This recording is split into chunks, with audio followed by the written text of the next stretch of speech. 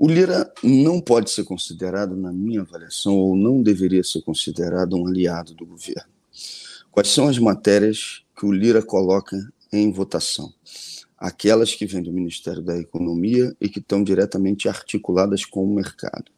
E essas não precisavam nem de força do governo, porque o Lira já é um agente de mercado, que tem contato permanente com o sistema financeiro, com banqueiros como André Esteves, por exemplo. Nem André Esteves e nem ele escondem isso.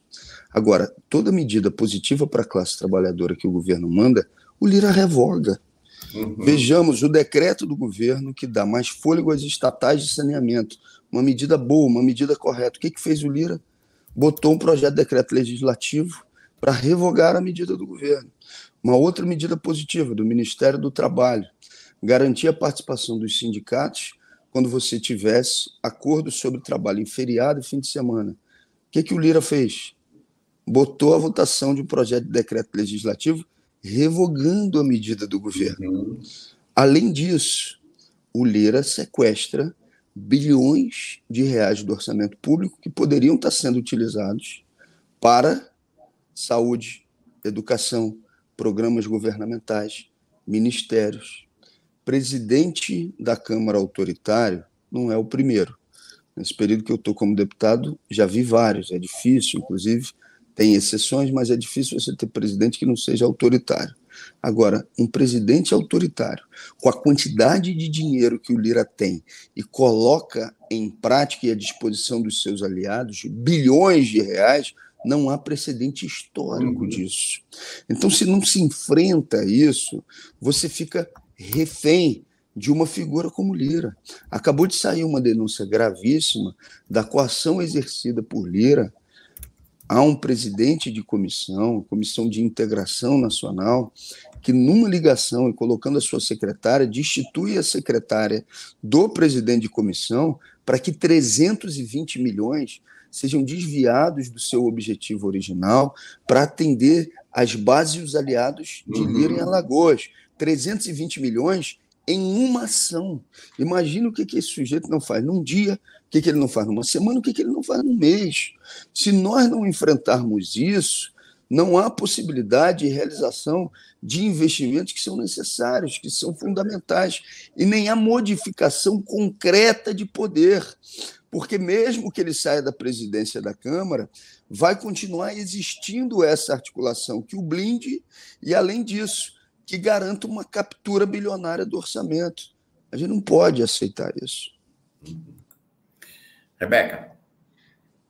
Glauber, a gente passou boa parte do programa aqui hoje também debatendo e analisando um caso de um outro provocador, que é o Pablo Marçal, aqui em São Paulo. O senhor também tem acompanhado as eleições aqui, sabe bem quem é essa figura, porque está aí, né, em todas as mídias. E você acha que essa coisa da provocação ela tem se normalizado dentro da política, não só no dia a dia, mas nesse caso específico, né, do debate público? Muitas dessas agressões e provocações que aconteciam nos bastidores agora está no ao vivo, né, para todo mundo ver. Ontem o Datena deu uma cadeirada no Marçal depois de ser provocado por ele. Muita gente comentou aqui no nosso chat que essa ação do Pablo Marçal é muito semelhante ao do MBL, né, de provocar até ser agredido, né, tirar a pessoa do sério até ter esse retorno, como a gente viu. Como o senhor vê também esse cenário desses provocadores que agora saem do esgoto, né, e vêm para o ao vivo também? A extrema-direita faz isso como tática, né? Mas eles não querem sair humilhados de uma situação. Eles querem, na verdade, deixar um sentido simbólico de humilhação da esquerda, porque isso amplia a sua força, inclusive o engajamento dos seus seguidores para serem violentos com a esquerda, o que não dá para caracterizar o caso especificamente do Datena, porque ele não é uma força, não é uma figura de esquerda, né? Utilizou durante boa parte da sua vida o seu programa também como chicote da classe trabalhadora, no sentido de ampliação do Estado penal, policial, punitivo. Então, diferenciar os eventos, ele é fundamental. Agora, figuras como Pablo Marçal fazem isso o tempo todo, utilizam isso como instrumento de trabalho e de aglutinação de forças para poder fazer com que os seus projetos de poder se ampliem. É o Pablo Marçal que faz isso aqui, é o Trump que faz isso nos Estados Unidos, é o Bolsonaro e a sua família que sempre fizeram isso, são os aliados dele no Congresso Nacional que fazem a mesma coisa. Há pouquíssimo tempo, um deputado, tal do Éder Mauro, lá do Pará, que vai dar 2 socos em uma pessoa, em um militante, um sindicalista, dentro do espaço do Congresso Nacional. Quem é violenta é a extrema-direita. A esquerda reage a essa violência e nós temos que nos organizar, nós temos que ter a capacidade de organizar a nossa indignação e a nossa raiva de maneira disciplinada. Então, nós temos que discutir mecanismos de segurança, temos que discutir como ampliar a nossa organização, mas nós não podemos, repito, ir para debaixo da mesa ou ir para debaixo da cama, fazendo com que as tentativas de intimidação deles consigam alcançar o seu objetivo, que é colocar medo na gente e nos tirar da praça pública, do debate político.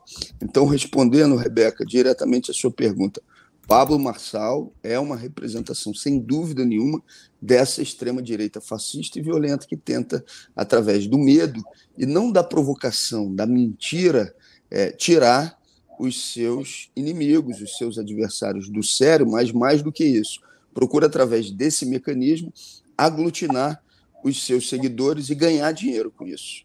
Uhum. Importante dizer que há uma tradição da esquerda brasileira de enfrentamento aos fascistas, né? É um dos momentos mais relevantes deste combate na rua, né? A famosa Batalha da Praça da Sé, em São Paulo, em 1934, quando os ativistas militantes do Partido Comunista colocaram os fascistas de Plínio Salgado, da Ação Integralista Brasileira, para correr da praça, né? Eles que vinham fazendo provocação, né, Glauber? Então, faz parte da tradição da esquerda, que precisa ser recuperada, esse enfrentamento. Agora, tem um aspecto que me parece interessante, que é a estratégia da provocação e de uma tentativa de se colocar como vítima, né? Você falou do Trump, do Bolsonaro, agora do Marçal, e desse Costanaro também, né? Porque ele está lá para apanhar, né? Ele quer apanhar para se posar de vítima. É uma estratégia num momento em que os fascistas não têm o controle absoluto do poder do Estado.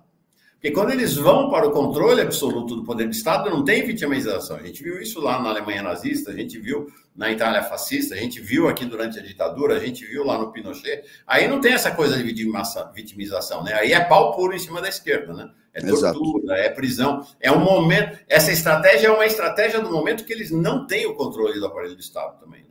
Exato. E eu ainda acho, Mauro, que eles tentam gerar como símbolo a humilhação da esquerda, né? Os casos onde eles aparecem como humilhados, ou seja, não geram a quantidade de likes, de seguidores e de grana que eles querem. Esse Costenaro mesmo, esse sujeito, a primeira vez que ele vai no Largo da Carioca, eu nem conhecia. E eu respondo aos questionamentos dele, só que ele não teve o vídeo que queria. Então, na segunda vez, ele volta mais violento. Na terceira vez, ele volta mais violento. Na quarta vez, ele volta mais violento.